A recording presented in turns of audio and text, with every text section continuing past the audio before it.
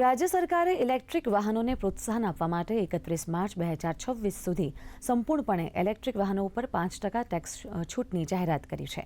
આ જાહેરાત સાથે હવે ટેક્સ દર ઘટીને માત્ર 1% થઈ ગયો છે। નાગરિકો હવે વાહન 4.0 પોર્ટલ દ્વારા તેમના ઇલેક્ટ્રિક વાહનોની ઓનલાઈન નોંધણી કરાવી શકે છે અને એનો સીધો લાભ મેળવી શકે છે।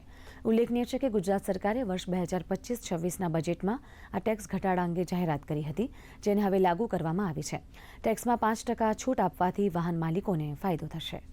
ई-व्हीकल पर જે 6% ટેક્સ હતા એમાં સ્પેશિયલ 5%નો ઘટાડો કરીને એટલે કે માત્ર 1% ટેક્સ ઈ મોબાઈલ મોબિલિટી પર એટલે કે ઈ કાર પર હવે લાગશે।